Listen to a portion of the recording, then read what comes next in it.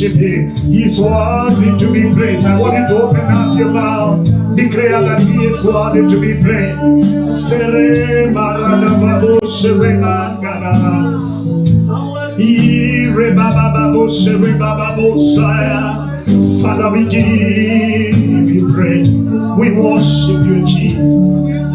Vizazi hadi vizazi vya kufahamu wewe, uliye Mungu wa kale na uliye Mungu wa leo. Kazi zako zaonyesha ukuu wako wewe. Umetukuka, umeinuliwa, ewe Bwana. Vizazi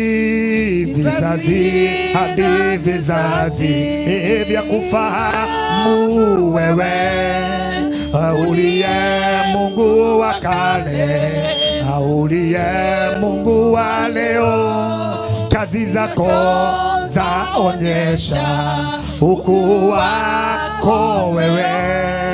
Umetukuka, umeinuliwa, ewe Bwana. Kweli wewe, kweli wewe, wewe ni Mungu. Kweli wewe wastahili. Umeketi juu sana kwenye kiti cha enzi, umejivika utukufu. Wewe ni Mungu. Kweli wewe, kweli wewe, wewe ni Mungu. Inua mikono. Kweli wewe wastahili. Umeketi juu sana kwenye kiti cha enzi, umejivika utukufu. Wewe ni Mungu. Kweli wewe, kweli wewe, wewe ni Mungu. Kweli wewe wastahili. Umeketi juu sana kwenye kiti cha enzi, umejivika utukufu. Wewe ni Mungu. Kweli wewe, kweli wewe, I can't hear you. Wewe ni Mungu. Kweli wewe wastahili. Umeketi juu sana kwenye kiti cha enzi, umejivika utukufu. Wewe ni Mungu. We love you, Lord. We love you, Lord. Hey, your name is wonderful. You love you, Lord. We love you. We love you, Lord. We love you, Lord. Your name is wonderful. We love you, Lord. We love you. We love you, Lord. Hey, we love you, Lord. Hey, your name is wonderful. We love you, Lord. We love you. We love you, Lord. Hey, we love you, Lord. Hey, your name is wonderful. We love you, Lord. We worship you. Worship you. We worship you. Yeah, your name is wonderful. We worship you. We worship you. We worship you. Hey, your name is wonderful. We lift up your hands and sing. We worship you. We worship you.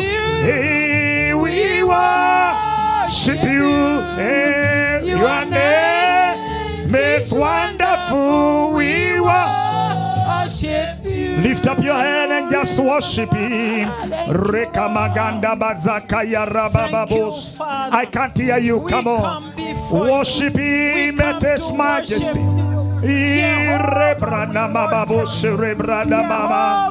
Oh, thank you, Jesus. Oh, rababababore kanderebo sarama. Oh, rabababo sarama. Mighty God, we give you praise. We worship you, for you deserve to be worshipped. You deserve to be glorified. There is none else like you, Lord.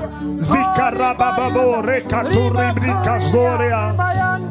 Irabababo sarabababo salabaga. Oh, thank you, Jesus.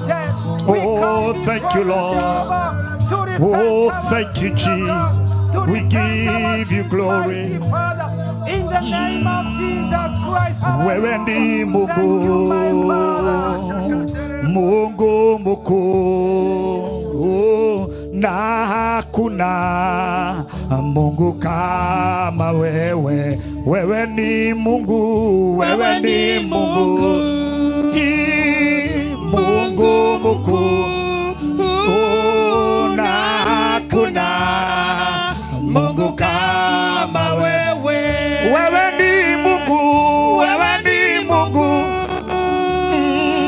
Mungu mkuu, na hakuna Mungu kama. Inua mikono yako. Yeye ni Mungu, wewe ni Mungu,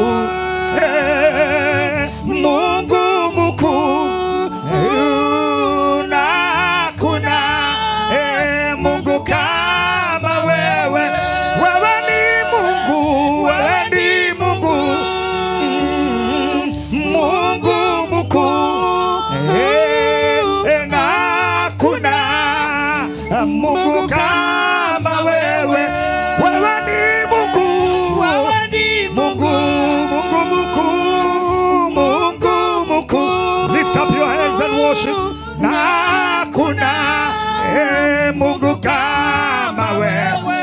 Wewe kai, wewe kai, monenema, nagotire, kai yogetawe. Wewe kai, monenema, nagotire, kai yogetawe.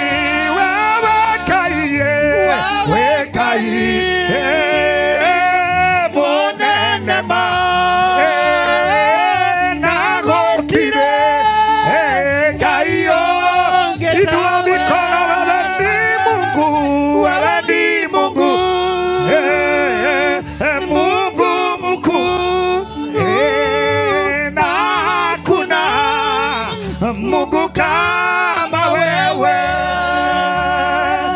Uliumba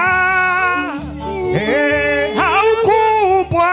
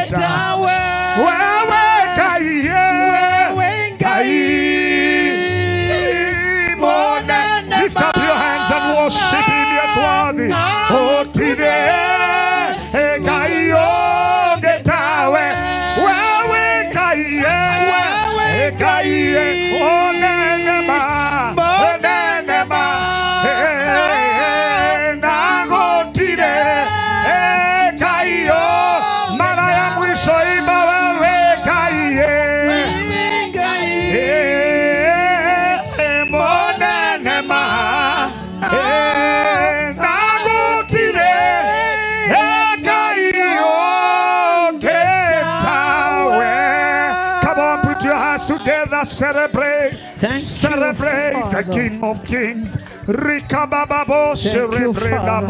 You can speak in tongues for a minute. Zile barados rabababo. Hallelujah. We worship you, Jesus. We give you glory. We adore you, Lord. We exalt you, Jesus. We magnify your name. You deserve to be praised. You are the King of Kings.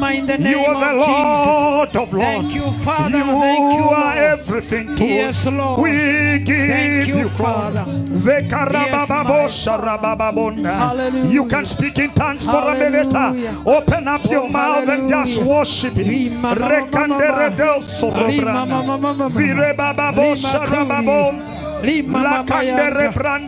you, Father. Father, we give you praise.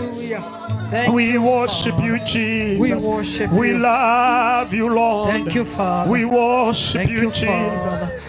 Father, we give you glory. Yes, and we honor you, Lord. Yes, in Jesus' matchless name, everybody shout amen. Put your hands together. We celebrate the King of Kings. I want you to turn to 3-5 people. Hug them. If they are huggable, tell them you're looking smart.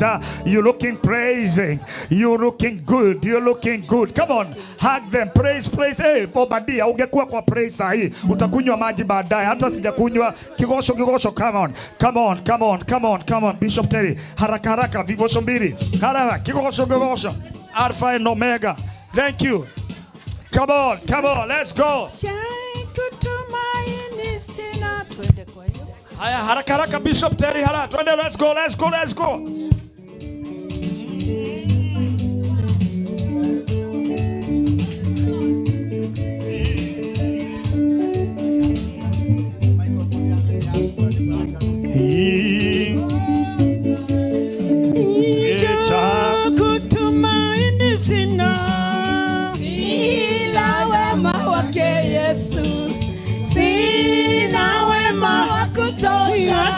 Dhambi zangu kuziosha, kutumaini sina, ila damu yake Yesu. Sina wema wa kutosha, dhambi zangu kuziosha, wake Yesu kweli nasimama, ndiye mwamba hakika ni salama, kwake Yesu kweli nasimama, ndiye mwamba hakika ni salama.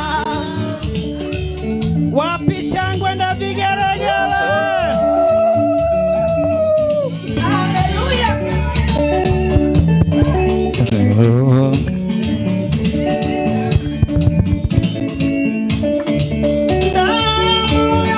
Na sadaka nategemea hiyo chini ya kisha Mwokozi ananitosha, na sadaka nategemea daima yote chini ya kisha Mwokozi ananitosha, wake Yesu kweli nasimama, ndiye mwamba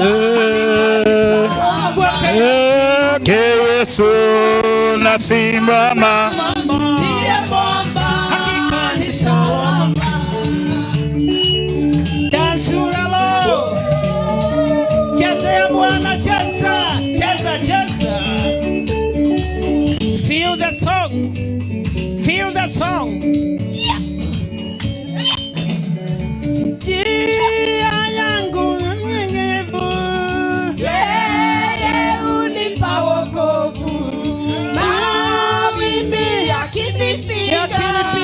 Nguvu zake ndizo nanga, njia yangu iwe ndefu. Yeye hunipa wokovu, mawimbi yakinipiga, nguvu zake ndizo nanga, Kwake Yesu kweli nasimama, ndiye mwamba hakika ni salama. kwake Yesu, kwake Yesu kweli nasimama, ndiye mwamba, hakika ni salama. wapi shangwe na vigelegele. Haleluya.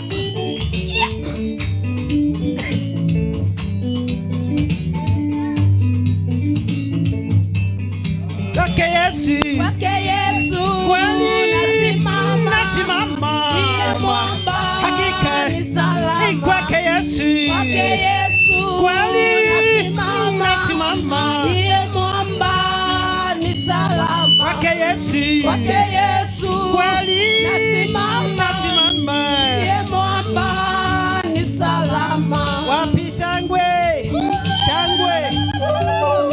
Haleluya. Mwamba, mwamba, mwamba, mwamba, mwamba, mwamba, Yesu ndiye mwamba. Hey. Mwamba, mwamba, mwamba, mwamba, Hey. mwamba, mwamba, Yesu ndiye mwamba. Mwamba, mwamba, mwamba, mwamba, mwamba, mwamba, Yesu ndiye mwamba. Shema. Mwamba, mwamba, mwamba, mwamba, mwamba, mwamba, Yesu ndiye mwamba.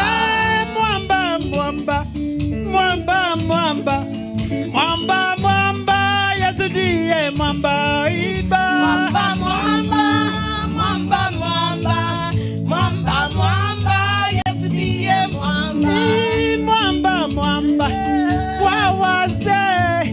Mwamba, mwamba, Yesu ndiye mwamba. Sema. Mwamba, mwamba, mwamba, mwamba, Hey. mwamba, mwamba, Yesu ndiye mwamba. Mwamba, mwamba, kwa wamama. Mwamba, mwamba, Yesu ndiye mwamba. Iba. Mwamba, mwamba, mwamba, mwamba, mwamba, mwamba, Yesu ndiye mwamba. Mwamba, mwamba, kwa kanisa. Mwamba, mwamba, Yesu ndiye mwamba. Sema. Mwamba, mwamba, mwamba, mwamba, mwamba, mwamba, Yesu ndiye mwamba. Mwamba, mwamba, mwamba, mwamba, mwamba, mwamba, Yesu ndiye mwamba. Iba. Mwamba, mwamba, mwamba, mwamba, mwamba, mwamba, Yesu ndiye mwamba. Mwamba, mwamba, kwenye kwaya. Mwamba, mwamba, Yesu ndiye mwamba. Iba. Mwamba, mwamba, mwamba, mwamba, mwamba, mwamba, Yesu ndiye mwamba. Mwamba, mwamba, kwenye neno. Mwamba, mwamba, Yesu ndiye mwamba. Iba. Mwamba, mwamba, mwamba, mwamba, mwamba, mwamba, Yesu ndiye mwamba. Yesu ndiye mwamba, Yesu ndiye mwamba. Sema Yesu mwamba, Mwamba, mwamba, mwamba, mwamba, Yesu ndiye mwamba. Yesu ndiye mwamba, Yesu ndiye mwamba. Mwamba, mwamba, Yesu ndiye mwamba. Sema Mwamba, mwamba, mwamba, mwamba, mwamba, mwamba, Yesu ndiye mwamba. Yesu ndiye mwamba, Yesu ndiye mwamba. Mwamba, mwamba, Yesu ndiye mwamba. Mwamba, mwamba, mwamba, mwamba, mwamba, mwamba, Yesu ndiye mwamba. Haleluya! Shangwe na vigeregere kwa aliye mwamba. Amen. Yesu aliye mwamba, sifa na utukufu ni kwake. Let's appreciate our praise and worship. Hallelujah. Amen. Good job. Amen. And to God be the glory. Hallelujah. To God be the glory. Hallelujah. Amen. I want you to settle down as my sister also takes maybe a cup of water. Aweze kupumua kwa sababu she is coming back here, to speak the word. Hallelujah. Yeah, we have a preacher in the house. Hallelujah. Amen. Did you greet your neighbor? Amen. Umemjulia hali? Just tell them again, it's good to see you in the house of the Lord. Amen. It's good to see you in the house of the Lord. Hallelujah. Amen. You know, maybe you saw them elsewhere. You met them elsewhere. But seeing them in the house of the Lord makes all the difference. Hallelujah. Can we give God the glory? Hallelujah. Let's appreciate Jesus here. Let's give God all the glory. Amen. This morning, every time I'm with one of my children, I make sure that I teach them something. I tell them something about God. Amen. And we were talking with Faith as we were coming, as my sister is preparing herself. And I told her that it's good to give God the glory. Hallelujah. In everything. Amen. No, we have Bishop Terry. I know the mix-up here. Relax, my sister. You're coming in the afternoon. We have Bishop Terry. She's the one that is going to minister. Yes, because the program have changed just a little. Amen. So relax. Hallelujah. Yes. So as she's coming, I was reminding her about, how it's important to give God the glory for everything. Amen. For every achievement. If you think that you have accomplished something, give God the glory. If you think that you have acquired something, give God the glory. Hallelujah. And I was, even nothing. But I was telling her about those people who mock God because they think they got it or they have done something. And I was remembering a story I had about those people who constructed this big ship by the name Titanic. How many of us know Titanic? It used to be. It is of blessed memories now, isn't it? Yeah. So I hear that those people who made Titanic, when it was being launched, the maiden, launching to start its trip, when they were congratulated, the news people were there, to congratulate them and to appreciate the good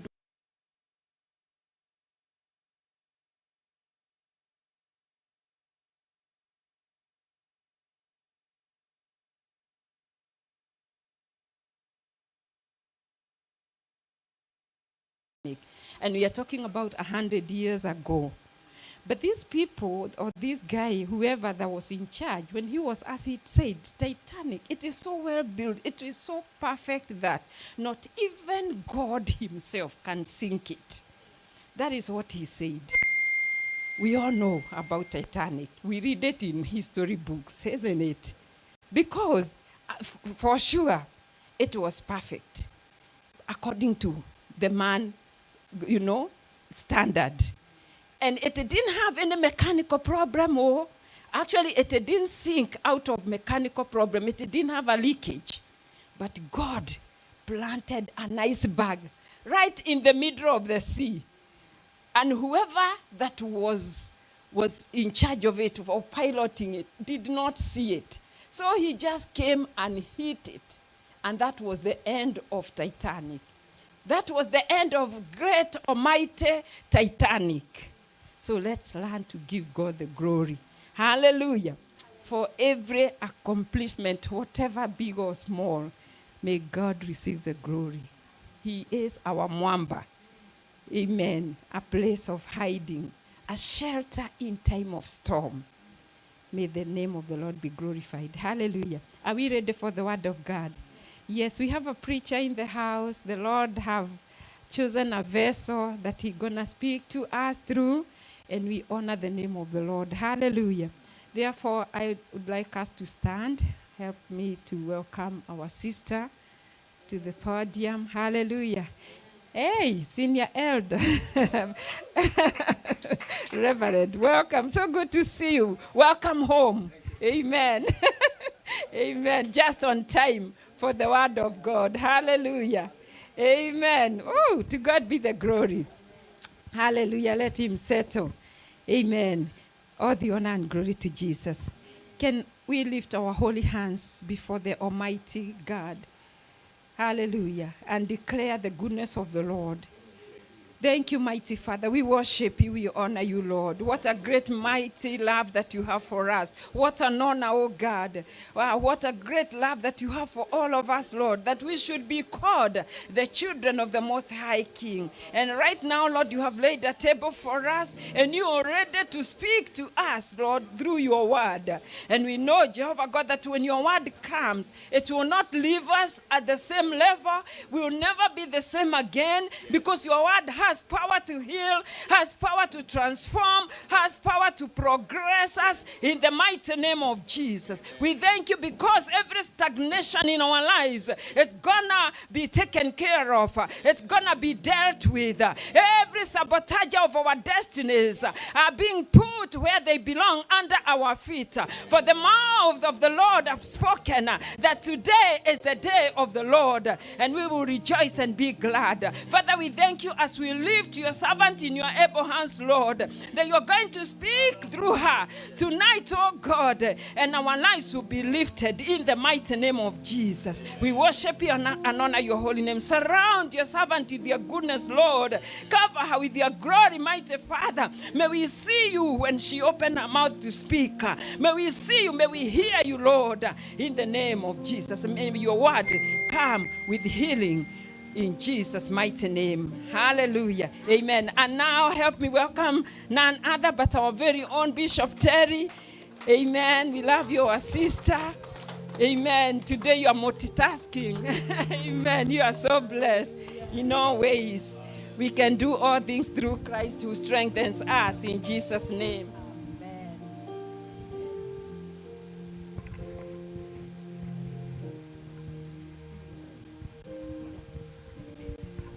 Hallelujah.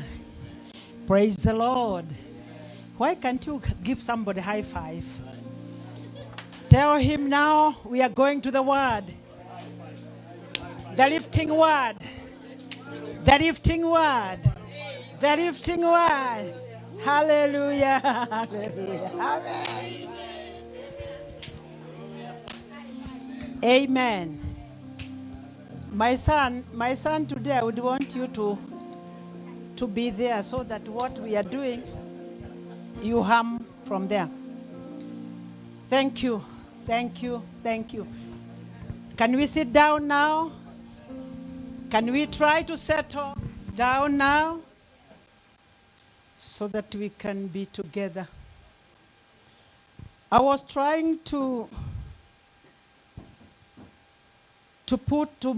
key in what I'm supposed to say today. My guidelines yesterday, but one up to yesterday.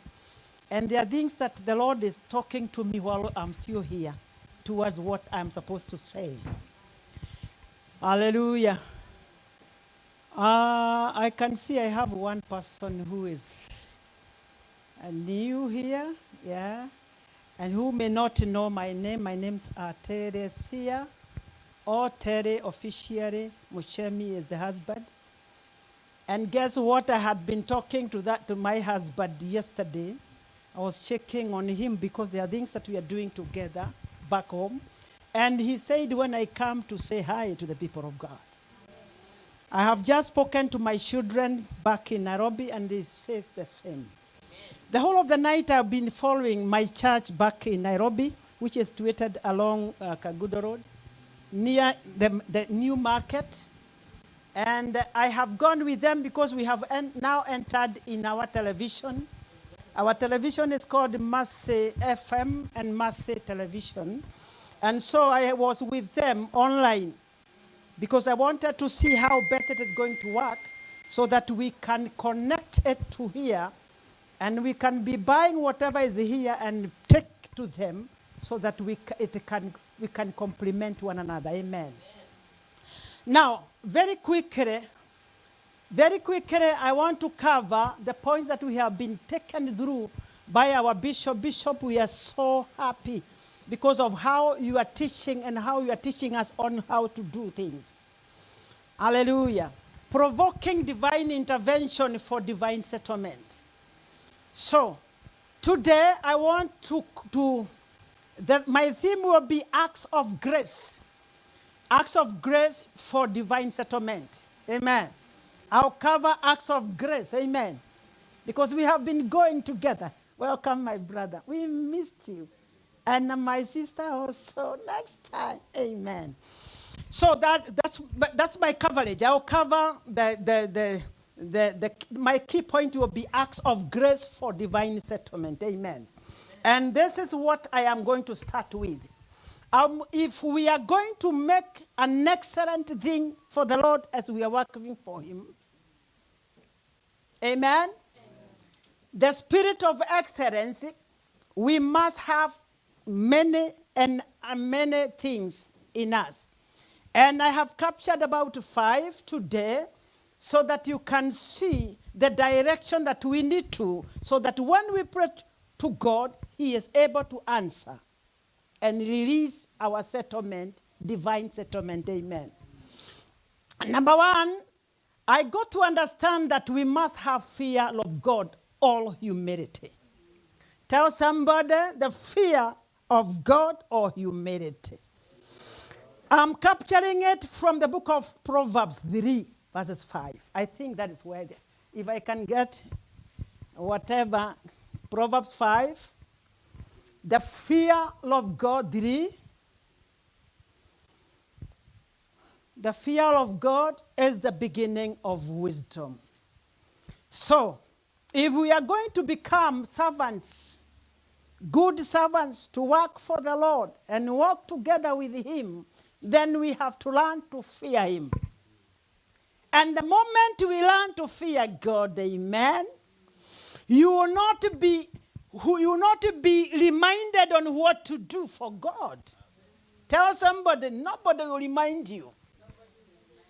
Amen. Hallelujah.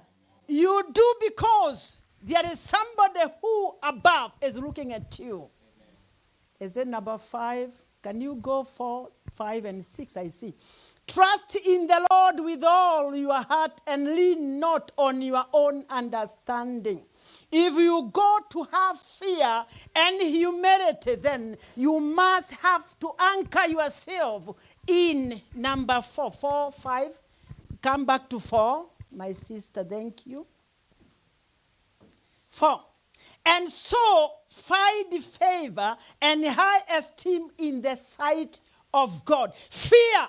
When you have fear of God, when you live with humility, amen, then you are going to receive the favor. Tell somebody favor.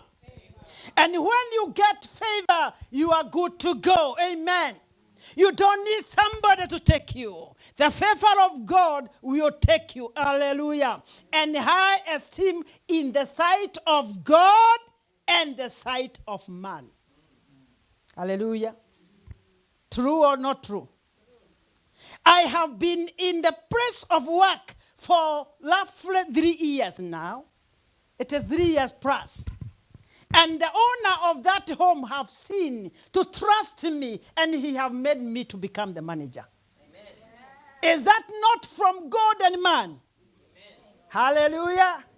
Now I am a manager as I'm standing here. And I must run to where like a manager. I need to do things as a manager. I need to talk as a manager. I need to eat as a manager. Hey! Yes. Hallelujah. Tell somebody, every lifting of God, you must have favor. And when you get God's favor and high esteem, you need to understand the class you are in. Tell somebody the crush. Yes. Hallelujah. Yes. You got 75 hours of training. Some of us, we have the HCA. And now we are going to CNA. You must look like one. Amen. Tell somebody you must look like one. Hey, come on. Aye. Hallelujah. You are now a CNA, but you look like 75 hours training. No. Why? It is because the favor of God have not radiated into you. Together? So, let us go quickly to Genesis 37. I'll capture the story of Joseph, but not all. Naenda nikikatakata. Because there are things that I'm looking for.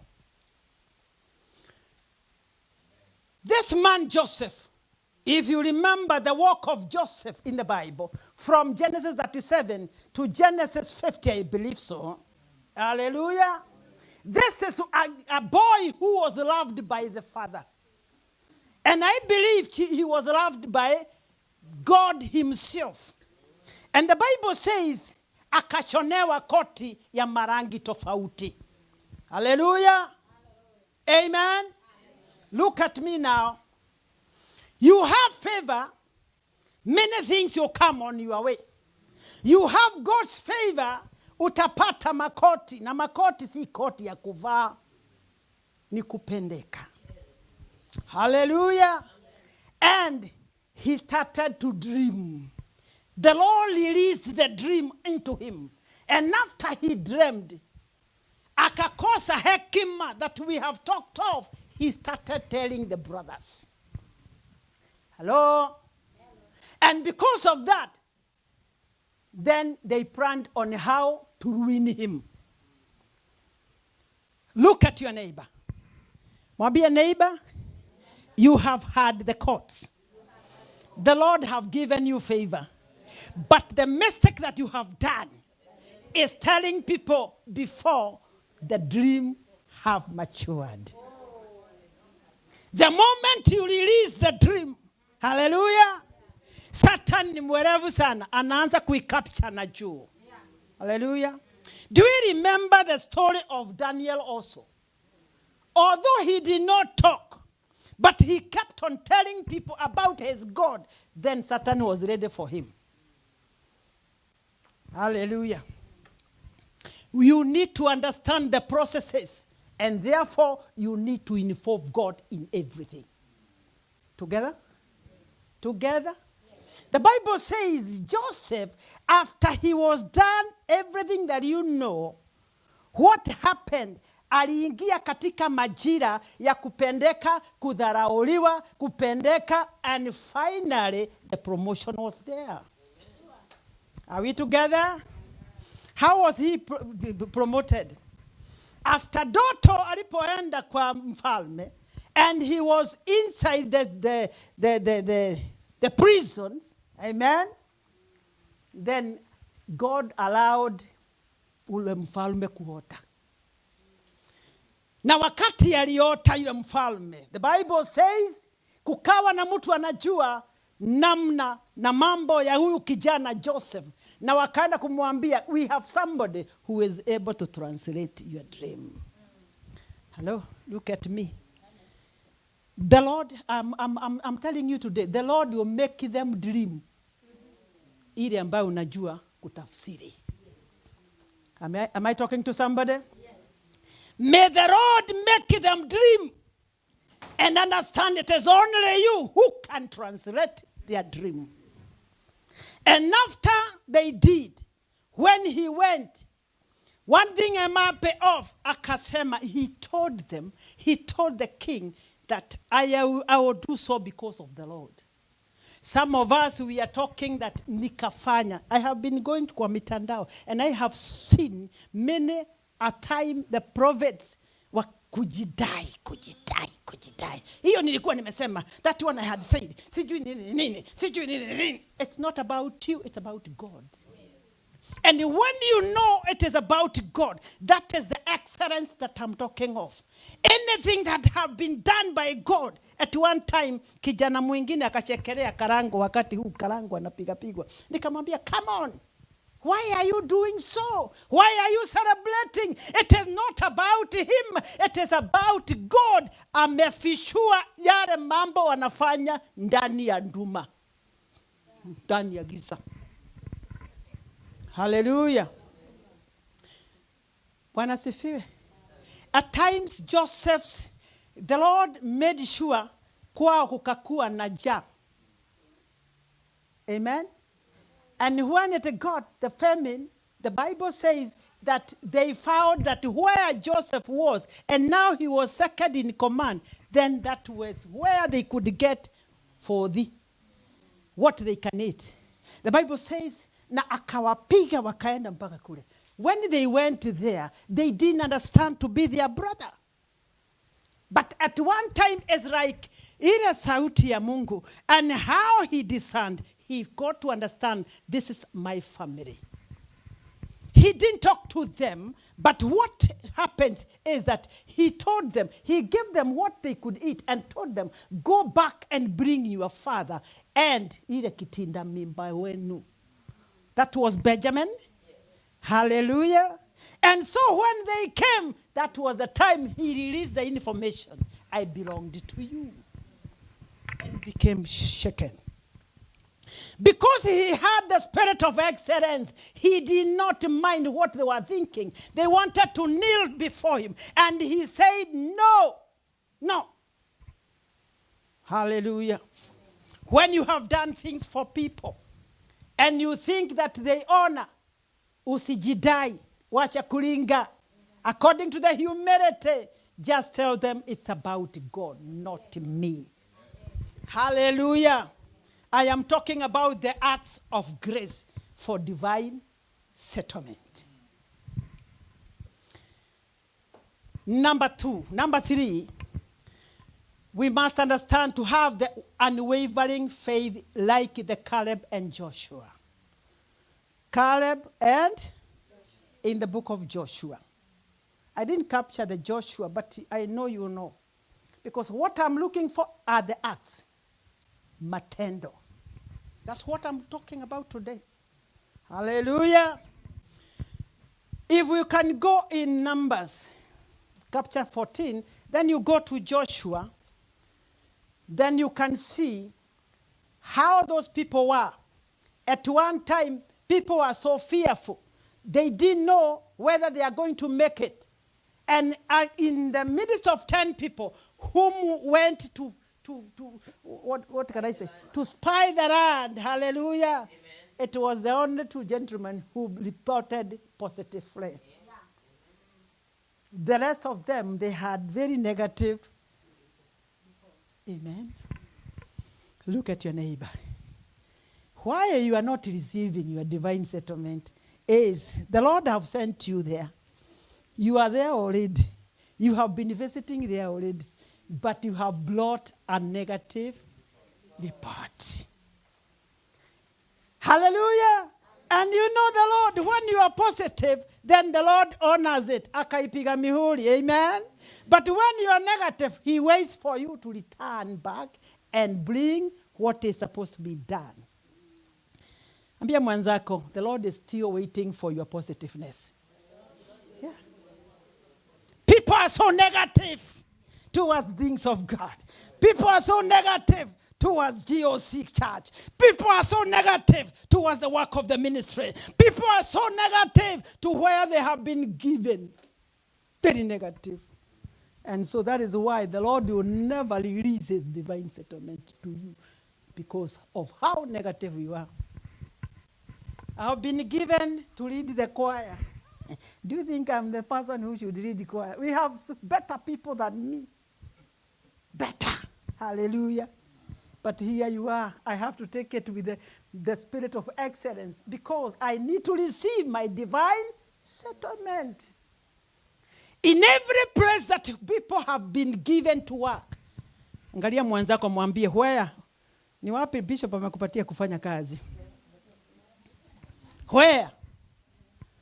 Hallelujah. Amen. It is lacking the spirit of what? The spirit of what? The spirit of what? The work you are doing does not belong to him. It belongs to the Father. Yes. Tell somebody the Father above. And who sees everywhere. So when you do the excellence for him, then he stamps it and say, I'm going to bless Mother Ontele. And when Mother Ontele is blessed, munaanza kulalamika. Hallelujah. Unwavering spirit to work made Caleb and Joshua to bring a positive report.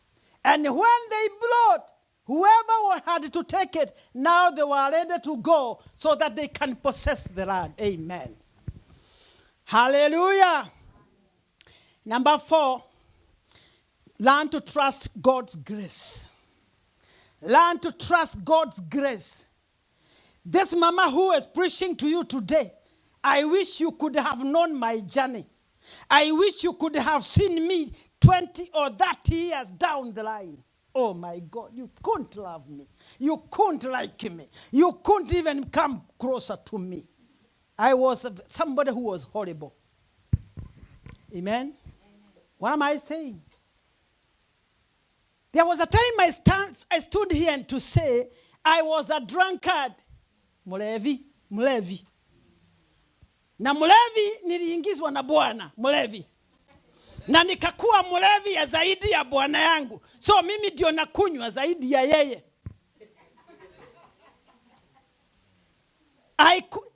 Uganitosheresha the whiskey, the John Walkers. And those are the tough material katika beer. All right? Every morning, because I was a commander wherever I was, lazima nikihit glasi mbili so that macho ifunguke ndio niweze kukuona. But wait until when I was taken to the school of excellence. Wait until when God did what he wanted to me. Hallelujah. Hallelujah. One day, one time, nilikuwa nalia kama mtoto. And I remember one night, nilienda kusivunjia nje. And when my husband was telling me no, I told him what is not good to me, it is not good to you. Yes. And that is this, Mama. And after, I remember sometimes I was in Tigoni. I was in charge of Tigoni. Tigoni is a tough area to work in as a police officer. Tigoni. And I was asking my boss when he was taking me to Tigoni. Nikamuuliza, my God, am I going to make it in Tigoni? And I understand the Dagale which is there. Akaniambia, yes, I have looked to how you have worked, and I know you are the best material for there. And true to him, I was the only woman within Central who was working effectively. And at one time he called me to come to go for his car. That station had 2 Land Rovers. 2. And not only that, I made a point with the G4S. The owner of G4S, Nicholas hailed from that area. He gave me about 5 vehicles for G4S. And now I had to plan the plan of action to protecting Mwananchi on that ride. I am the only officer. I'm the only officer who have been reported with excellence in that ride. If I am able to do that for the Kano people, what about God who have created me? I'm talking to you tonight. I'm talking to you today. You can be effective. You can do things for God. Hallelujah. Then wait God what he will do for you. And while I was there, the devil is a liar. When you hit the devil, he is going to hit you 2 or 3 times. Hallelujah. He hit me hard. That is a story of another day. And from that place, Tigoni, I was taken to Nyamira, that is in Nyanza province. I was almost to retire. I was almost to refuse to go and work. Little did I know it was godly. Little did I know God wanted me to come out from the comfort zone. Tell somebody the comfort zone is going to deter you to get the divine settlement. Ambia mwenzako hii kasi ya Dora. Mwangalie mwambie kasi ya Dora. Hii kasi ya Dora. Hallelujah. Amen. It is going to make many people to stay in the comfort zone. You thought we cared did have a double. Hallelujah. Am I talking to somebody today? Hallelujah. And because of that, the Lord is still washing you. Kuna darubini na kuangalia. The spirit of excellence. When I went to Nyanza, after God had worked for me, I became a very good evangelist. The churches that I have opened in Nyanza, itakuchangaza. Hallelujah. And I did not go for opening one church. I went to opening many churches of many pastors. And one day, the Lord told me, now you qualified to become one.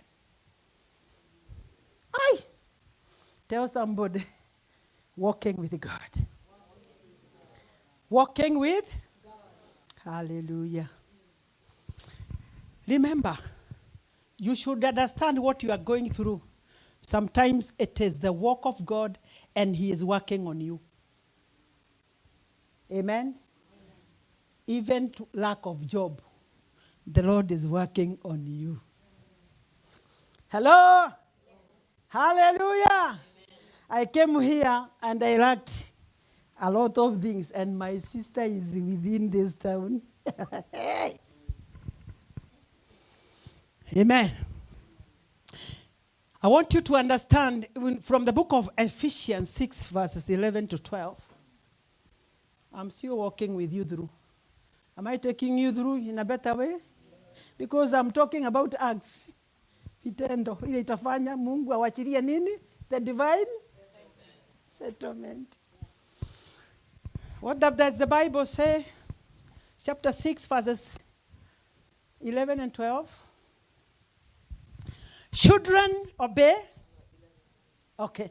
Put on the armor of God, that you may be able to stand against the ways of the devil. And that is what I have said. If I could continue becoming a very good OCS in Tigoni, God could not have used me in Nyanza to become a very effective evangelist. Hello? Yes. Tell somebody, in every step you take, when God is working up in you, there is always pain. Hallelujah. Tell somebody who is going through pain, the Lord is working on you. The Lord is completing with you. And soon and very soon, He's going to give you the office to operate in the spiritual. Hallelujah. I got to understand there are people who are called, but they have no offices. You may be an evangelist, but without an office. You may be a prophet, but without an office. You may be a, which other? Bishop and teacher and no office. Somebody was asking the other day, why is it in America in one church we have so many pastors? You know why? In American embassy, they have learned to trust the pastors than of any other man. Na nyinyi naye mmekuwa trusted, mmekuja hapa mnaanza kujidai. May the Lord release you to go back. I'm sorry. Learn to be. If you are going to work for God so that you can get the divine settlement, then understand you are at war. And when you are at war, you must be able to armor yourself. There's something in the army we call the armored car. The armored car. Amen. While Israel, Netanyahu entered into Kenya, you remember that year? When was it? It was 2007 or 2009. So what happens, I was the commander-in-chief. I was the one to command from police headquarters. And I had called people, my OCPD from Central, my OCPD from Rift Valley. I had called the whole of Nairobi, and I have called part of Eastern and Lower Eastern, and I don't know how many OCPDs were answering to me, and I was just a simple person. I could tell them, wherever you are going to operate from here to here. And what were they to do? Wanaleta maaskari wao na wanawachunga wakati when this man is entering and when this man is leaving. Hello? Number 2, I was the one to be in front of Kifaru Yao, their armored car, which came about 2 or 3 weeks before this man was to come. And inaletwa na ndege yao. And when it entered in Jomo Kenyatta, I am there with their team. And what happens? That kifaru inachungwa all over, na tunakuwa na ndege kutoka juu. Inaishunga from Jomo Kenyatta International Airport until when wataingia where the kifaru is supposed. And when we went there, we were not allowed in. Tell somebody, Israel. Israeli. So you can understand how Israel is protected by God. We couldn't enter. I'm talking about armor, so that you can understand. Because we are talking about armor, you are taking it casually. Don't take casual. Armor. It have been written, it have been captured, so that you can understand how serious matters of the spirit are. I have given you that one of Israel so that you can understand. At a later date, amen? At a later date, now come when this man has come, he will enter into the to his vehicle. The armored car will be in front. Now, my vehicle was in front from the armored car. Why? Because ikigongwa tu, inapogongwa, they will blame the whole country of Kenya. So when we got him and took him where he was to sleep, then we had a meeting. Each and every day we have been having about 3 meetings, so that they can be able to hear from you and they can tell you where they have seen the loopholes. Amen. Tell somebody, even in the spirit, you must be coming together so that you can understand the loopholes of the devil, where the devil is entering from, so that you can close that area. Am I talking to somebody? Am I making somebody to understand now? Because what we are carrying the armored car. The armored car in the spirit. Hallelujah. So when we went there, their commander told me, we have feared you, Mama. We have feared you. We didn't know that Kenya can bring that protective thing like that. And you remember Howard wanatufundishia askari wetu wa GSU wale watu tunawaita the Lake Company. Hallelujah. That will be a story of another day. I'll come to tell you how. Number 5 or 6, it is by surrendering to God. Surrendering to God's will. Tell somebody, surrendering to God's. Hallelujah. We have people, many people, who have been going to God with God, but they have never surrendered to his will. Why? I say it and I repeat again. Dora, imeyayusha the excellence. Dora, tell somebody the dollar. And we need the dollar to say to our people back, the dollar can make you cause to surrender for God's will. Daniel, if he could not have done so while he was in the dense lion, amen, angekuwa amemalizwa. Amen.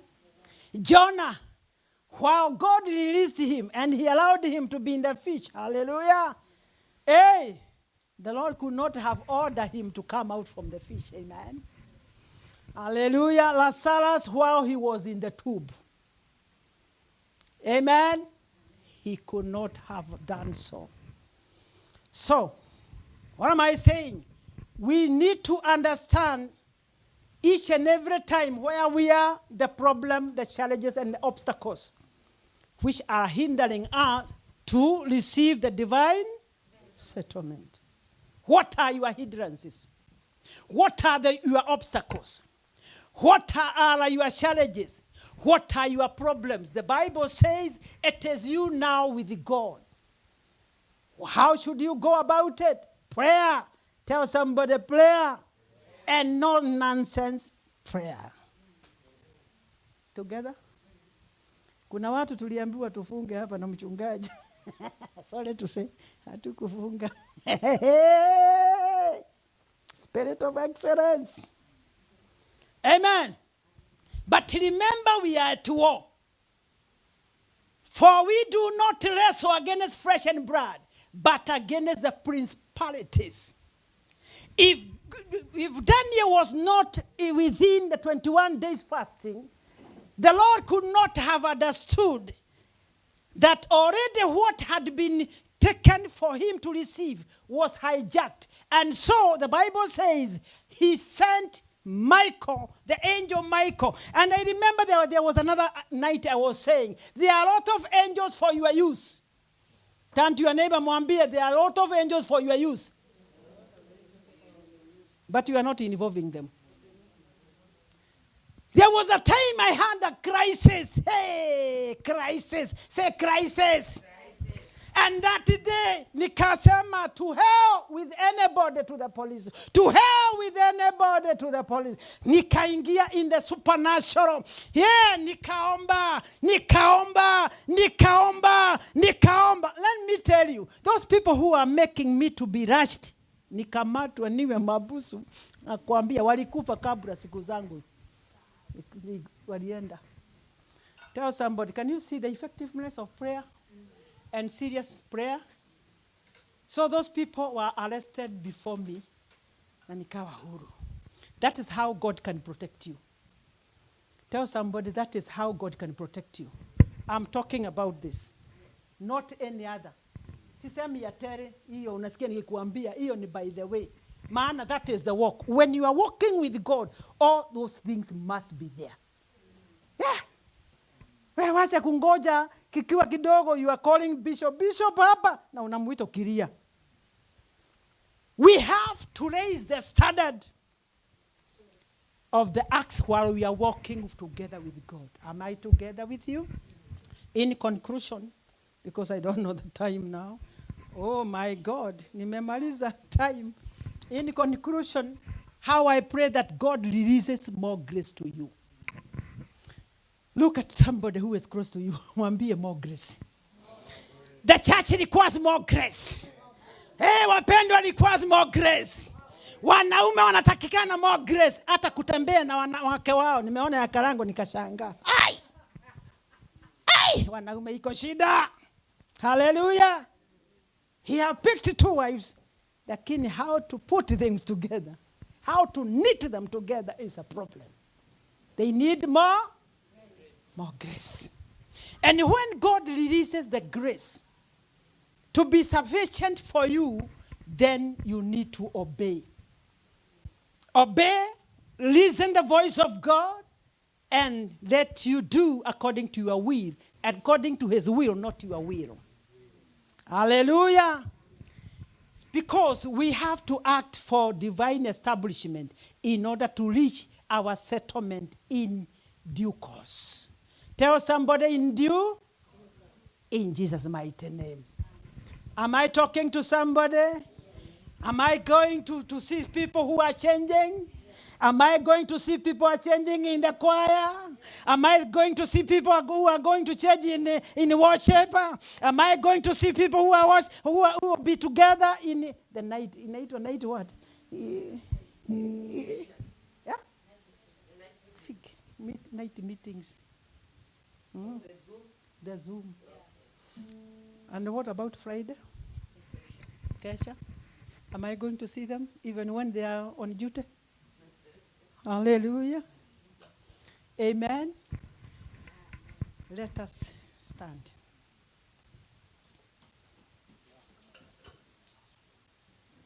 Many other things that we have said. Many other things that I could have mentioned. But I know the Holy Spirit is within here. And the Holy Spirit will be able to define it for you.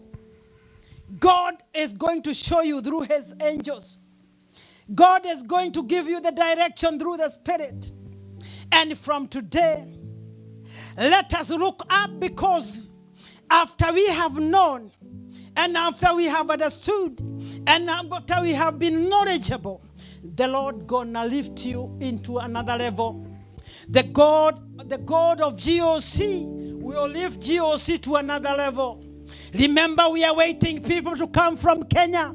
And we need to be excellent ourselves so that when they will come to support us. They'll come to compliment us. They are going to come and be together with us so that we lift the voice of God after the acts we have seen and we have heard, so that people can understand, yes, really there is a GOC church. There is a church with a difference. Ambia mwenzako tuondoe mchezo. Tuondoe mchezo kabisa. Because it is remaining 3 months now. And we must enter into the Holy of the Holies so that the Lord can release His favor. So that we can now receive people. And so we can lift our voices to God and bring as many people as possible before the team arrives here. Shika mtu mkono, inua mikono yake juu. The Lord is looking at us and He is not happy. The way we have been doing things, He is not happy. He is not pleased. He is saying, enough is enough. Change your attitudes. Enough is enough. Change the way you are doing my things. Enough is enough. It is now or ever. It is now or ever. Can you confess sins of the person that you are in? Just confess his sins or her sins. Just confess her sins. Oh, batomba bereza.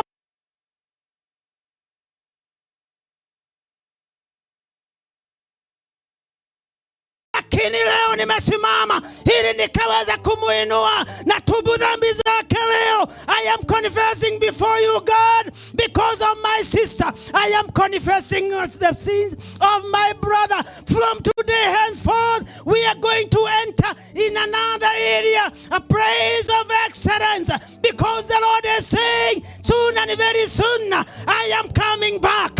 Soon and very soon, I am coming back. Today, in the name of Jesus, hold us now. Holy Spirit of God, we are here and we have surrendered to you. We are surrendering to your will. We have surrendered now. Anything, my Father, let us know. Anything, my God, we shall hear. Jehovah, mighty King of glory, we have come again to reconnect to you in the name of Jesus. Heavenly Father, najua kwamba ye Bwana, you are going to hear and you shall do. Thank you, Lord. In the name of Jesus. Najua Bwana anatengeneza njia. Anatengeneza njia kwa ajili yangu. Najua Bwana, anatengeneza njia. Anatengeneza njia kwa ajili yangu. Najua Bwana, anatengeneza njia. Anatengeneza njia kwa ajili yangu. Father, we thank you for your word. We thank you, Father, for you are ushering us to divine settlement is a new dawn. We pray that the wisdom that we require for this, Lord, to live a life of excellence in every area of our lives. We thank you because, God Almighty, you're going to help us in every area where we are weak, where we don't understand, where, Lord Almighty, we are not perfect. Jehovah God, we yield unto you. Lord, dear Father, we thank you for your word. Bless Bishop Terry, and God Almighty, continue to use her. And we pray for every department. We pray for the many meetings and the assignments that we have throughout this year. We pray that God Almighty, nothing will be left behind. We're going to accomplish because you are with us. We love you and we worship you at your majesty. In Jesus' mighty name, put your hands together. Say amen and give the Lord a thunderous praise. God bless you. Amen and amen. Hallelujah. Amen. Wow. We are moving on. Amen. And now I would request that we worship the Lord with our offerings. Amen. Yes, we didn't come empty-handed. We came with hearts full of praise and honoring God. And now we are going to honor him. We are going to worship God with our substance. Hallelujah. Amen. Blessed be the name of Jesus. Yeah, it is good to give an offering before the Lord because it's a house of worship. And together with worship, of course, we bring a sacrifice. Hallelujah. Blessed be the name of Jesus. Amen. Do we have an... Oh, thank you. Thank you, my sister. Yes. Take your envelope. The Cash App number will be projected. I mean, the Zelle. Yeah, we use Zelle. We are still in Zelle, no Cash App. Thank you so much. Amen.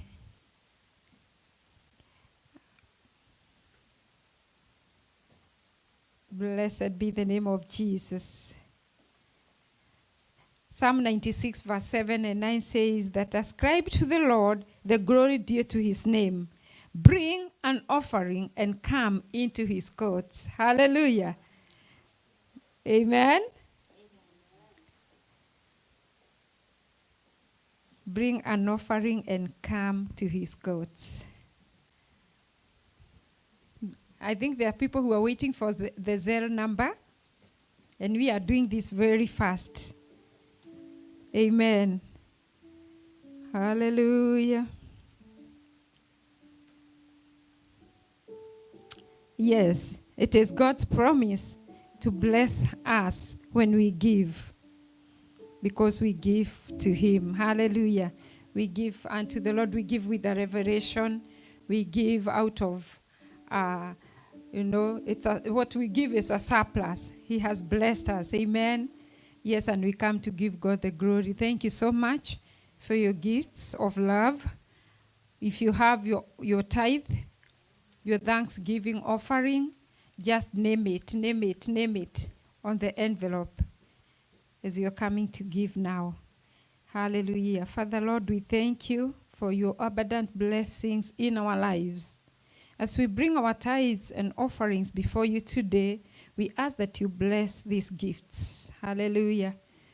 Thank you, Jesus. We honor you and we give you glory, for we give for your glory. In Jesus' mighty name. Amen.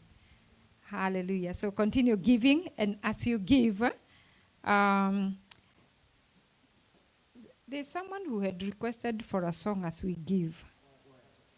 So the choir will come and give a song as we give. Yeah, I know, but choir. Pastor Grace had requested to sing, then nimeona kama amefunga mizigo. Do we have choir in this house? Do we have choir in this house? Hallelujah. Do we have choir? Choir.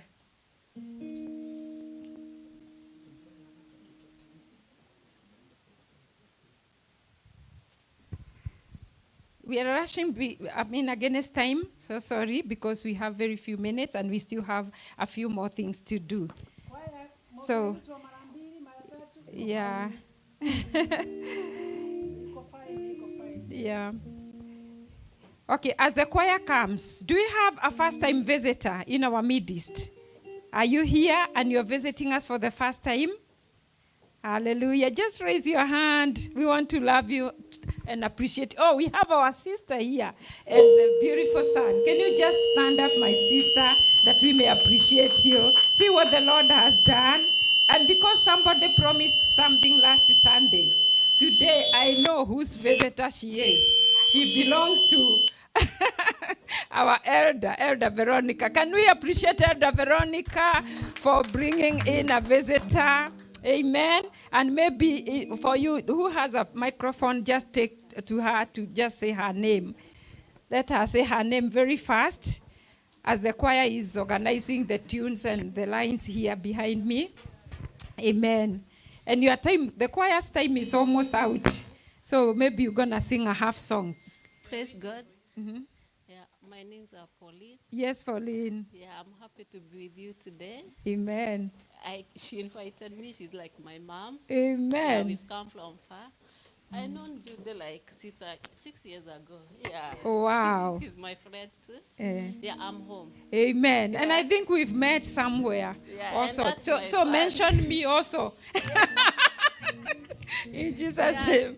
I Amen. don't live here. Yeah, and the son came and met with the man. They bonded. They became buddies. So this is a good place for you, my sister. Thank you so much. Karibu. Come again and again until you continue coming. Are we appreciating the visitor? And I see some choir members still seated. And behind me, they are telling me I am the one keeping them. Elder priest, wasaidie microphones zile unapanga hapa. Okay. So God bless you, our sister. We really appreciate you. Welcome to Gospel Outreach. We love our visitors. We sing to the Lord with grateful hearts. Yes. Mrs. Kiari has not hugged our visitor. Mrs. Kiari. Hata ndio nashangaa. Jamani. What? Amen. Thank you. I'm coming to hug you. Let's go on. Obadiah, thank you.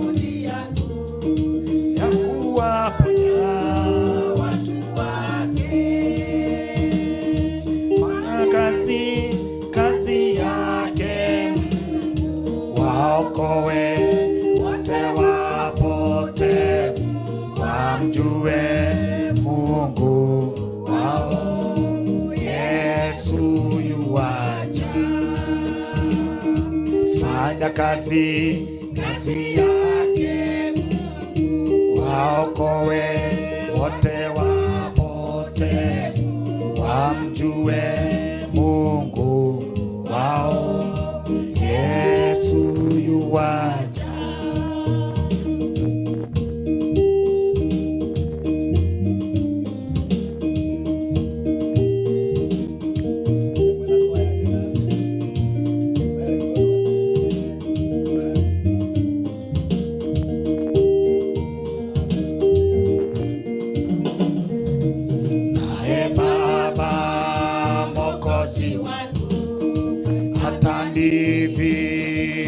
Taji nzuri kuonyesha nimetimiza agizo lake duniani. Naye Baba Mwokozi atanivisha taji nzuri kuonyesha nimetimiza agizo lake. Fanya kazi yake, waokoe wote wapote, wamjue Mungu wao. Yesu yuwaja. Fanya kazi kazi yake Mungu, waokoe wote wapote, wamjue Mungu wao. Yesu yuwaja.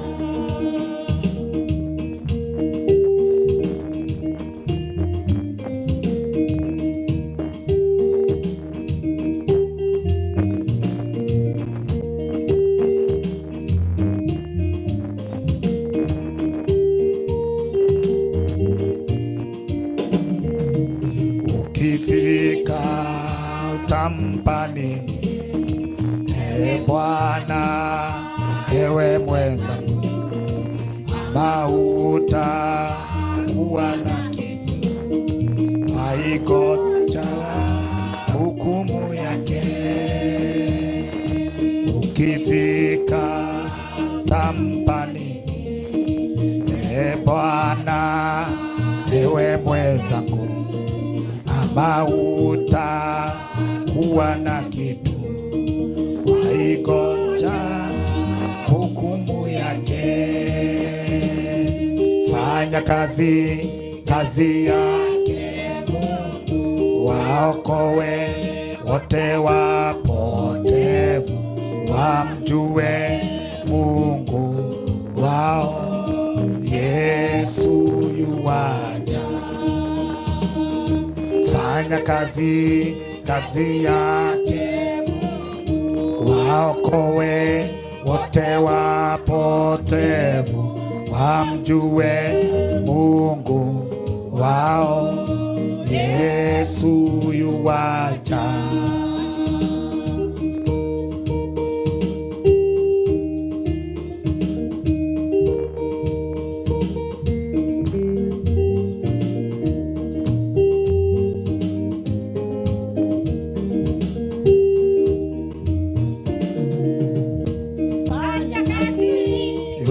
Yake Mungu, waokoe wote wapotevu, wamjue Mungu wao. Yesu yuwaja.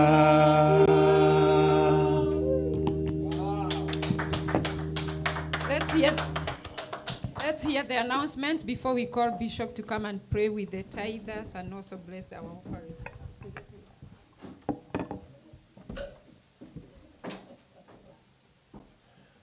Praise God. Amen. Praise God again. Amen.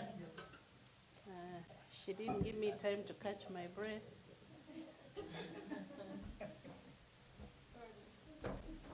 So, and to prepare, because I need to do so. Yeah. I need to do so.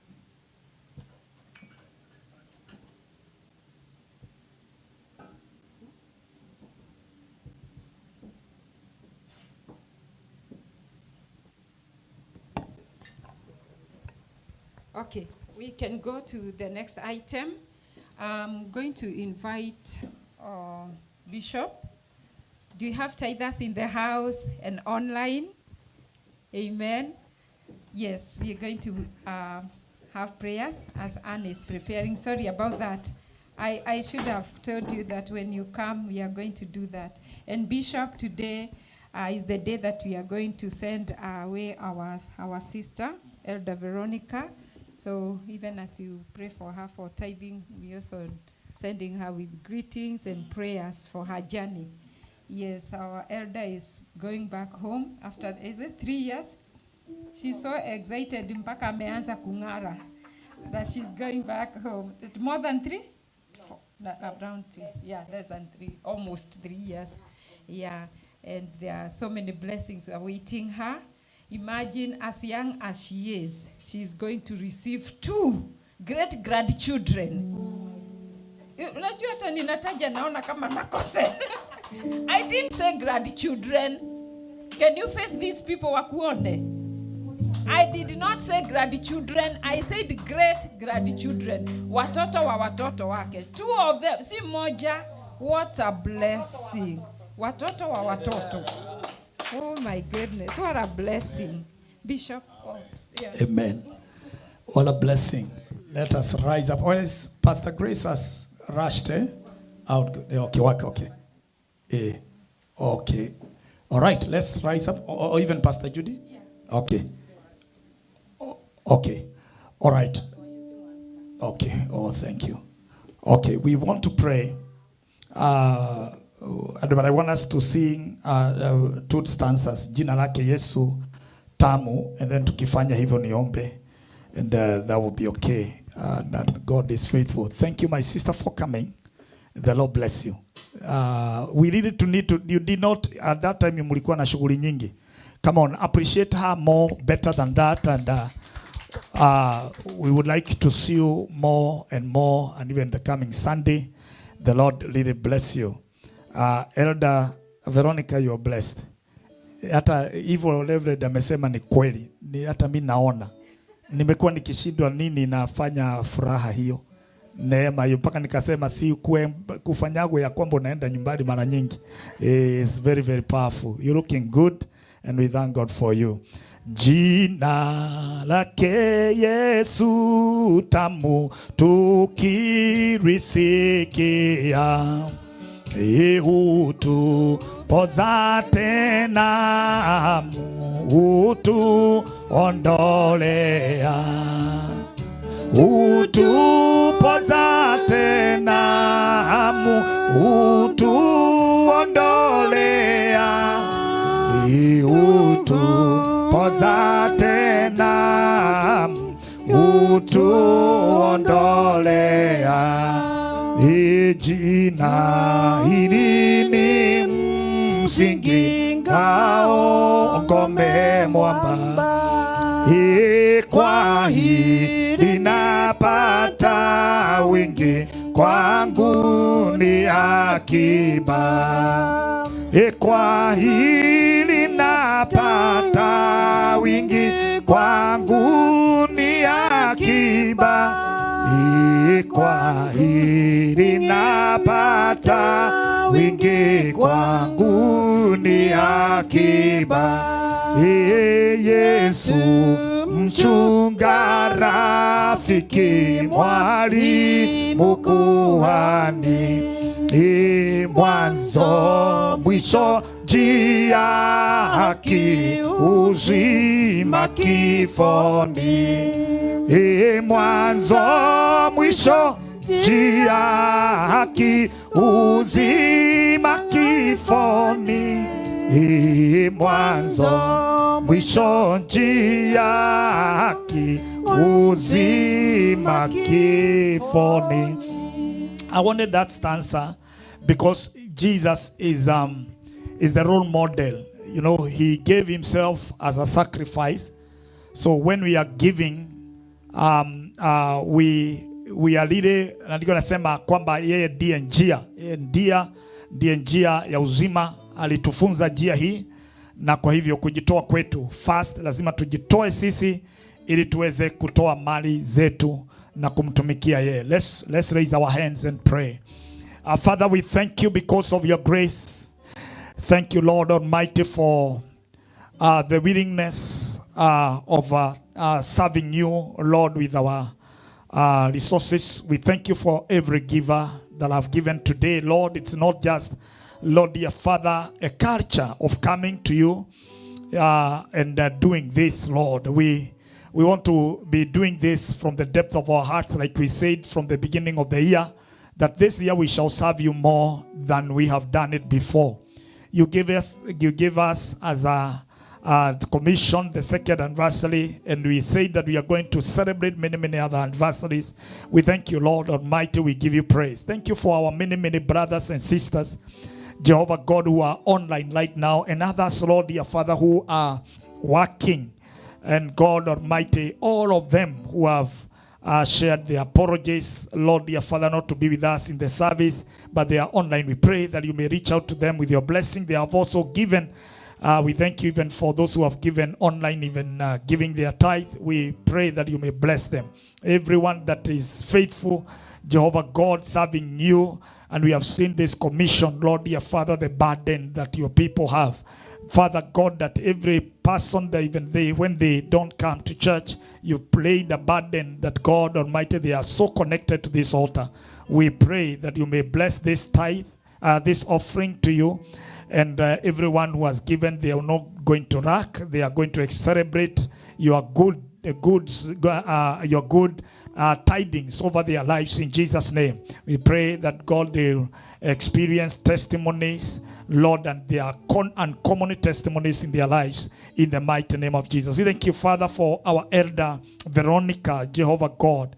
Lord, dear Father, the way she has served God in this commission, Jehovah Father, giving herself, giving her all, just to be in your presence. Lord Almighty, we pray that you may bless her, and God Almighty, her tithe, Lord, she has given before you. We pray that, Lord, you may also bless it.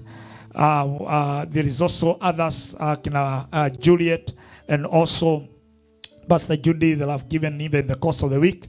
Also pray that you may bless their tithes in the mighty name of Jesus. We dedicate the tithe and the offering to you and declare that, Lord, dear Father, they are blessed.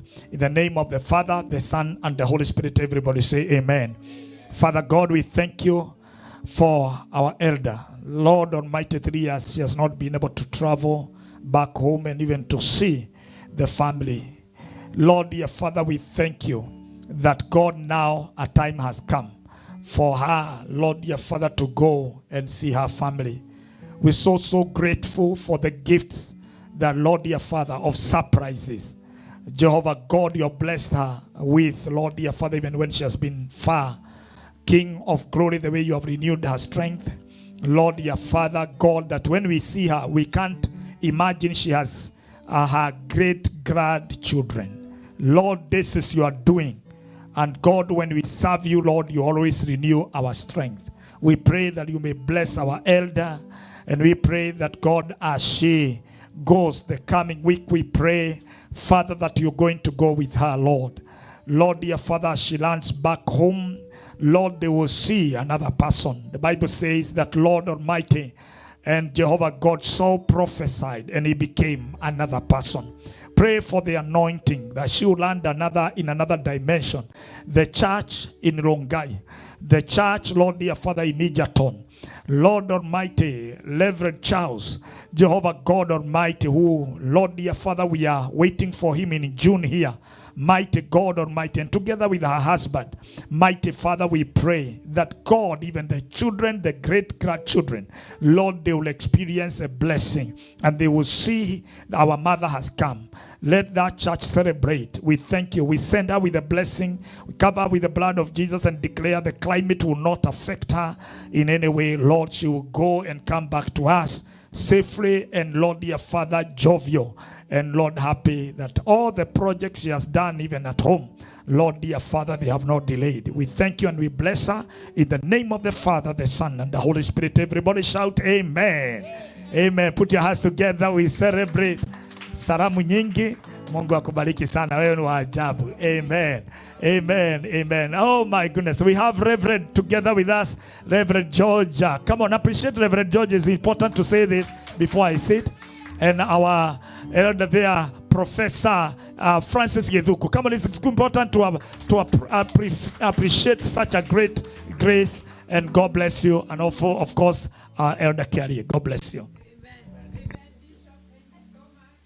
Thank you, Bishop, for that powerful prayer. Hallelujah. I believe now our administrator is ready with the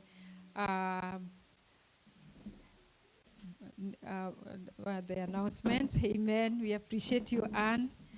Sorry for catching you unaware. It's okay. Amen. Hallelujah. And I also want to actually very much appreciate Goa for what you have done. You have made us proud. May the Lord bless you. Let's appreciate our women, the women ministry. Yeah, you have done well. Kwa ile kariko yetu. God bless you. Praise God. I'm here to give you an announcement. Welcome to Gospel Outreach Church, a church whose foundation is love and rescuing destinies. Today is the 23rd day of February 2025, prophetic finale of the powerful week of eliminating the enemies that block blocks answers to prayers. Next week, starting tomorrow, Monday, and throughout the week, we shall be handling intercepting vein labor syndrome during Zoom fellowship and until Sunday. Tuesday, we have prophetic classes from 6 to 8 p.m. These classes are to equip you with practical prophetic tool also strengthen your spiritual relationship with God and increase your sensitivity to God's voice, and also help you opt out of spiritual stagnation. You are reminded that we began a 5-soul winning challenge for 6 months last week, and for every Sunday we shall want to see how many of us bring visitors to church every Sunday. Thank you.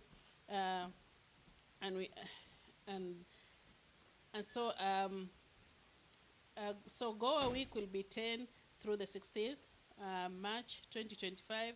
Goa leadership are requested to come up with the program of that week. We also began the challenge of forthcoming major fund drive to purchase our own premises in July. Those who have not pledged can do so today. From last week, we have started the challenge reducing our pledges, and we have a few people, including our bishop, who already started giving their pledges. Thank you for those who have been consistently logging in Majira Neema and Daily Zoom, Friday Education, and Sunday services. I will request that you continue tuning in to sharing Majira Neema program to Zoom link personally, and those who are not GOC members, and also inviting many people in your circles, even people you don't know, strangers, you can invite them, that's okay. We kindly request everyone to take Wednesday and Thursday prayer seriously and to attend Kesha on Friday at least once a month or twice. If you can, that would be really great. Let's continue praying for international conference in June. The plans are underway, and also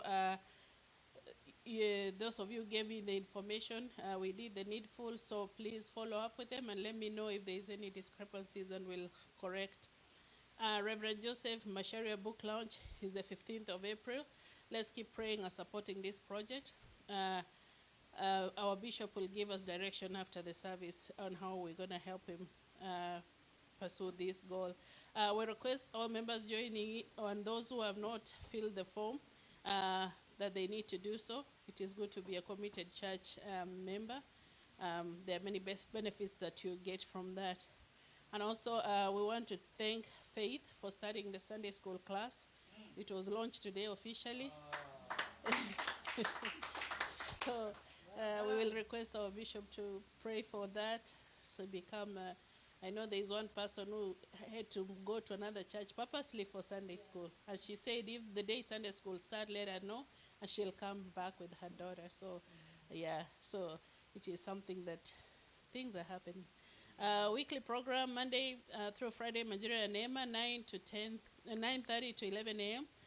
Zoom every day, 9 to 10 p.m. Friday, we have Kesha. Saturday, we have the morning outreach and praise and worship in the afternoon. Sunday, we have 2 services. And remember, Wednesday, Thursday, prayer and fasting. The reflection reading today comes from Luke 5:6. It reads, and when they had done this, they caught a great number of fish, and their net was breaking. That's it for announcement. Thank you.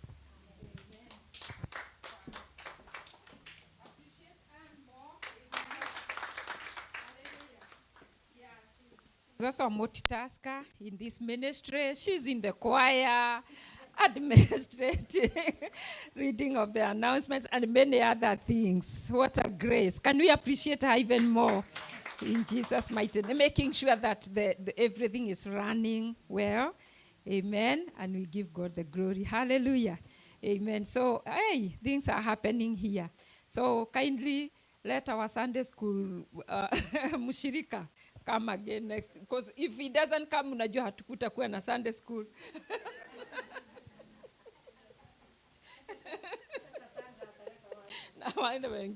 We have many children, and this is something that has been in the pipeline.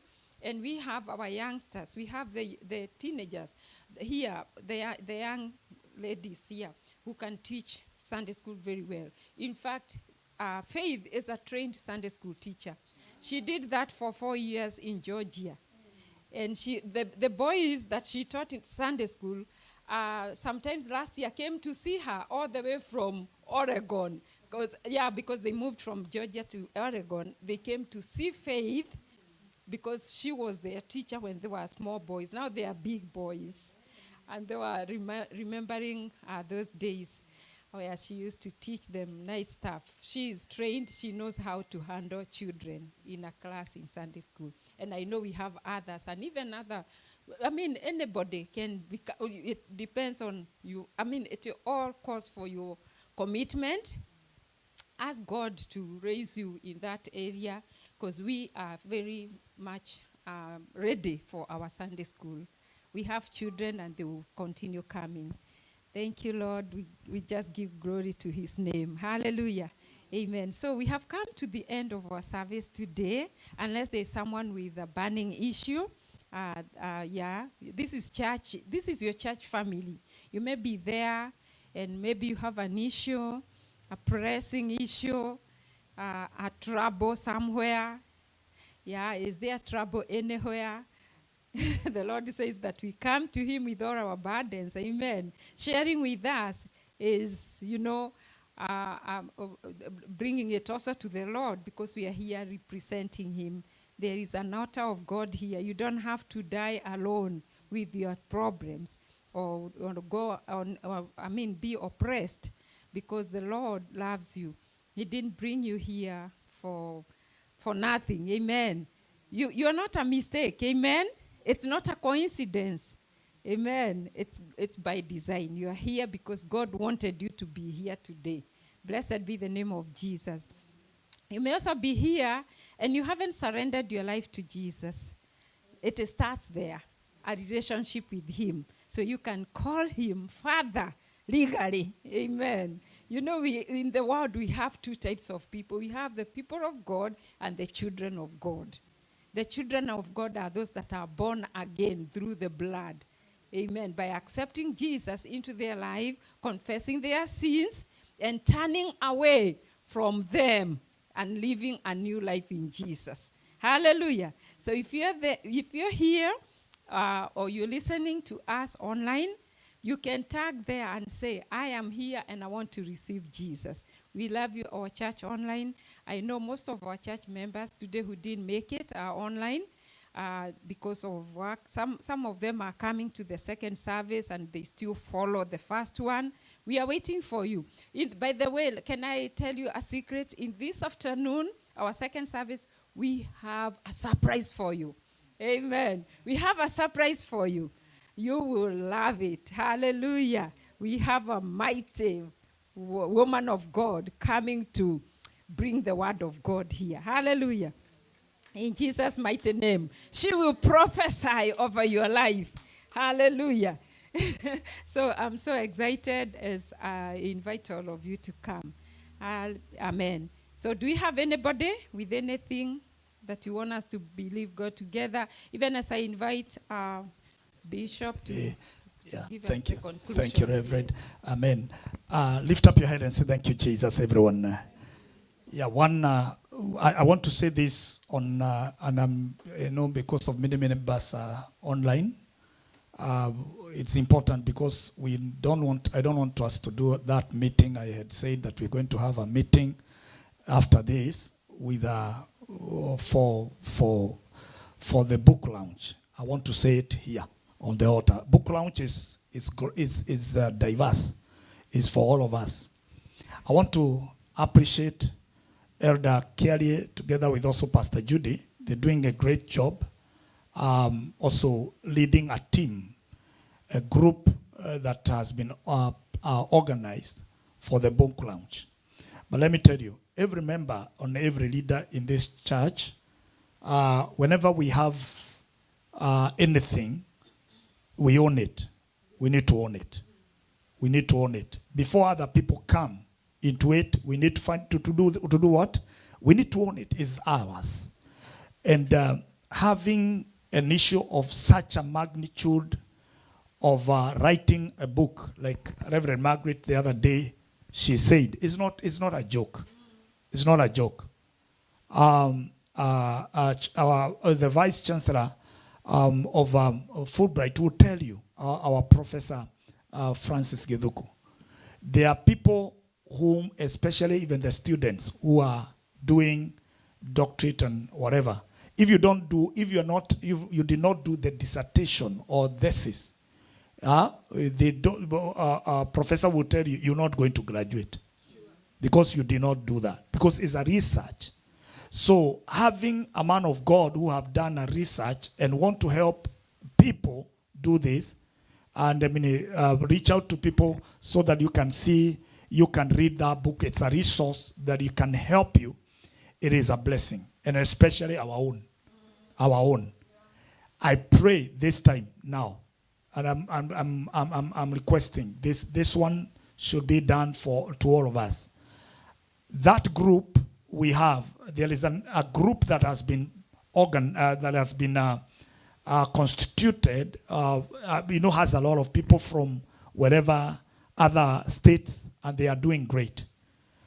But I want us to do a group of this church. Because if I tell you to enter into that group, to join that group, the only problem is that you'll tell me you have joined and you have not joined. So I am not seeing you. On Friday I was there and I got a shock. Imagine GOC, we are not there. Now I want you to give me a way out for a very, very fast, 1 minute, and then we do the benediction. What are we going to do? Do we have, if we're going to say we're going to join that, all of us, that group, then I see you on Friday, then we be there. Even if you contribute $20, even if you contribute $30, and you're in that group, it's Friday. From what time, Elder? 7 to what time? To 8. It's only 1 hour before 1 hour. It's important to do this. Let's be a community that can be able to supportive to such a project. Yes, say something. Say something, Reverend.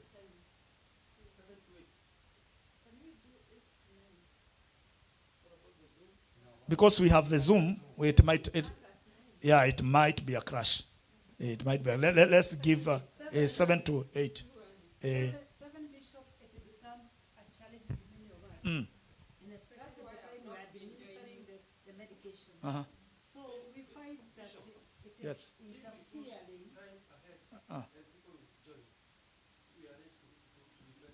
And then, okay, now listen. Okay, listen. There is something. You see our Zoom, our church Zoom, what we do. Just wait. At our Zoom church, what we do is that immediately, and I've seen this has improved. Immediately we begin, you put the Zoom by, administrator puts the Zoom at 9:40, either at 9:55. 8:55. Immediately 8:55, you see people throwing, because they are used to that. So if we agree on 8, it means that exactly 8, it should be start so that we don't affect the other one. Because that one, I'm jealous. I'm jealous with everything I have in my system. Because that Zoom of the church is very, very powerful. That is where we are praying for everything that is happening. And, the theme. So what you're going to do, if we are going to join at 8 exactly, before either 10 minutes or whatever, we be done. 8 that will be done. Because it's about money or whatever. Okay, so say something. There's some people from other states. And actually, like Maryland, yes. 7 o'clock, 11 o'clock on their side. So if we put 8, they're going to be midnight. It was good midnight. I understand that. Okay. Consider that. Administrator, you're saying something? So there is also an issue that we are having in one day a week Friday. Yeah. Most people are working Friday. Can we have it 2 different days, maybe? Have a Saturday afternoon one for even 30 minutes for those who can't make? Because I've never made it to a Friday because I work every Friday. So we can find another day that we can have other than Friday. Or just wait. Late. We will have the Friday one, but for those who cannot come on Friday, can we have another day to get updated and pick up our views too? Oh, Sam. That's another one. Huh? We can have our in-house arrangement. So even if we release them,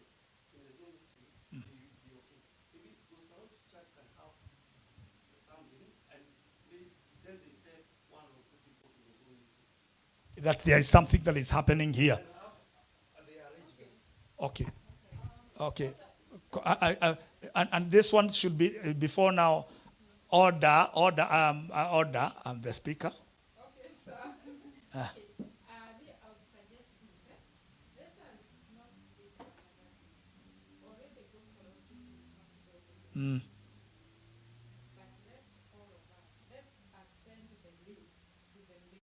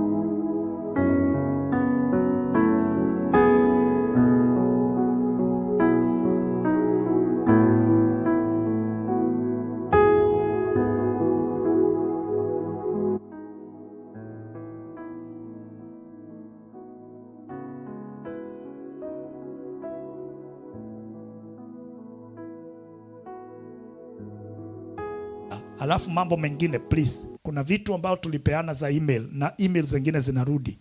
Kuna watu mnajua kwa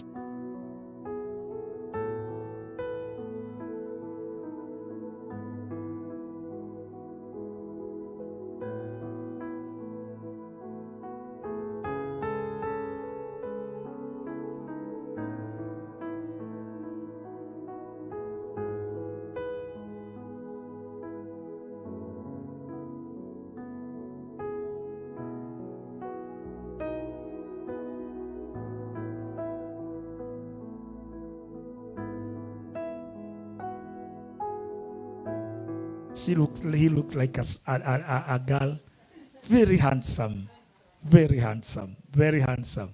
Karibu nilikuwa nimeingia kwa majaribu ukakose, ujue mimi ndio niko nako. Asante. And then Mware, kuja mwalimu, come teacher. Let us appreciate Faith. Imagine she trained purposely for this. Yeah?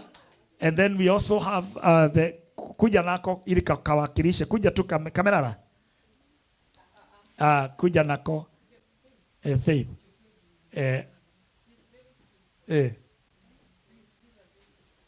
Very handsome. Sasa itabidi tu ukuja hapa. Itabidi ukuje GOC. So that we have a Sunday school. Kuja tu simame hapa tu. Kuja naye. Kuja, come boy. Come. Just stand here. Amen. What is his name? Edrel. Okay. And Amani. They represent the Sunday school. It's powerful. Yeah, si Mungu atufungulie hii kwa jina la Yesu. Tusimame tuombe Sunday school. It's powerful. Amen and amen. Close your eyes and lift up your hands for a minute and pray in the mighty name of Jesus. Rakushe temaganda.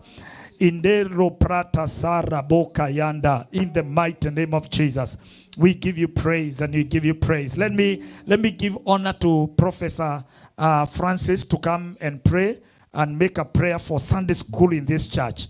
Ili kisima hiki kichipuke kwa jina la Yesu Kristo. A prophesy, kuja Reverend, do prophesy to us. Prophesy for Sunday school. Amen. Amen. We worship you. We honor you. God, you are mighty, you are precious, you are gracious. We have seen your heart leading our lives.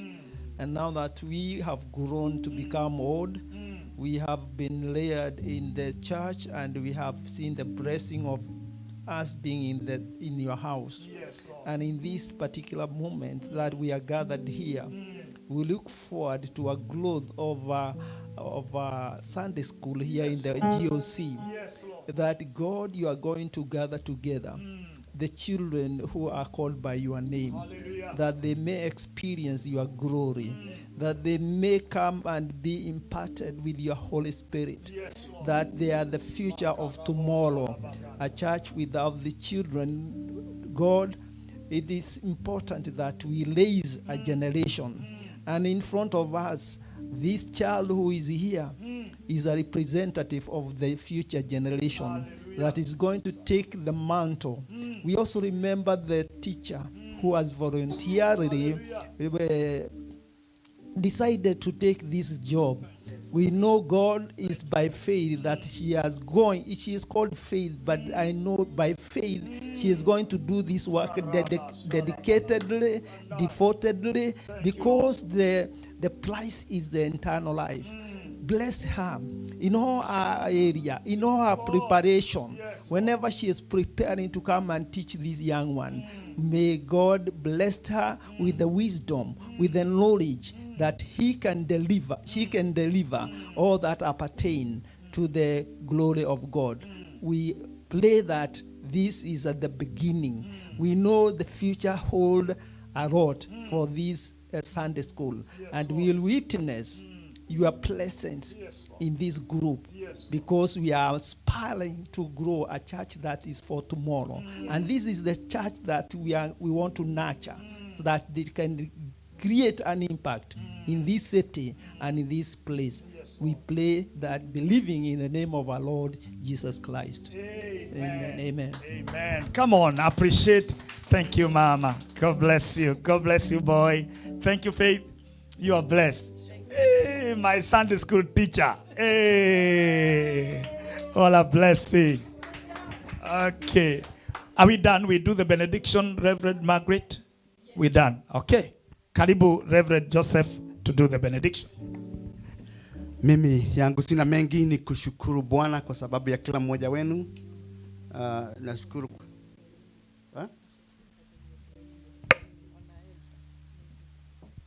Naambiwa ya kwamba kuna kitu ambaye watu wanaweza kukunywa, kukula, refreshment. And I will request Elder Veronica, before I say the benediction, to come and pray for the refreshment. Wambe chakula. Chai kitu watu wanaweza Tuombe. Baba mtakatifu wa Israeli, tumekuja mbele zako tukikushukuru ni kwa ajili ya kitu ambaye tutaweza kukula Bwana na kukunywa. Ukaibariki umaifadha ya kusaidia miili yetu. Baba, tumekula ya kiroho Bwana, sasa Baba ubariki ya kimwili. Na tuomba haya tukijua ya kwamba wewe ni mwema na wewe ni mfalme wa wafalme. Tuomba haya tukijua ya kwamba utatubarikia, na ni katika jina safi la Yesu Kristo tuomba na kushukuru. Thank you, Elder Veronica. Tumefika kikomo cha ibada yetu ya asubuhi, na tuna ibada nyingine ambayo inaanza saa 9 kamili. Tafadhali kama unaweza kuwa pamoja nasi, if you are able to be with us, you are most welcome. We are starting exactly 3 on the dot. Once again, I want to thank each one of you for your prayer and support for what you are doing in this church. I'm so excited to see what the Lord is doing in our midst. I'm so proud to be a part of this commission. Amen. May the Lord God bless you. Thank you all for choosing to fellowship here. Those who are online and those who are present, may the Lord God really bless you. Let's wind up with a word of prayer. Baba wetu wa mbinguni, katika jina la Yesu Kristo, tumekuja kwenye kiti chako cha enzi tukiwa wanyenyekevu. Tunakushukuru kwa sababu ewe ni Mungu na hakuna Mungu mwingine kama wewe. Tulipoanza ibada hii tulijikabidhi mkononi mwako, na Baba tumekuona kwa njia nyingi. Umepitia kwa neno, umepitia kwa ushuhuda, na umetipia kwa waimbaji wa kwaya. Tumekusikia na tumekuona kwa njia nyingi. Kwa hivyo Baba tunakushukuru. Wakati umefika Baba, tumefika kikomo cha ibada ya asubuhi, na tunapojiandaa Baba kuja katika ibada ya pili, tumejikabidhi mkononi mwako. Tunakushukuru kwa yale ambayo umetenda. Tunakushukuru kwa sababu ya Sunday school ambayo imeanza. Ni mbegu ambayo tumeweka kwa udogo, tukijua kwamba itamea na itapepea, na mambo mengi yatatendeka katika jina la Yesu Kristo. Asante kwa yale yote ambayo tunatarajia. Kuna mikutano mingi kwa mbele yetu, lakini yote tumeikabidhi mkononi mwako. We thank you, Lord, and we honor you. Father, Lord, for those people who are living, I speak blessings upon them, Lord. As they drive along the road, I pray your protection in the mighty name of Jesus. We cover the vehicle with the blood of Jesus. We come against every accident in the mighty name of the Lord. And those who are coming back for the second service, we speak blessings as we know that you are going to expand our capacity, for you are going to receive according to your will, for you are good God. We thank you and we honor you. We give you all the praise and we give you all the honor, for we pray this and we believe all together in Jesus' precious name. Amen. And may the grace and the love of God, the fellowship of the Holy Spirit be with us now and forevermore.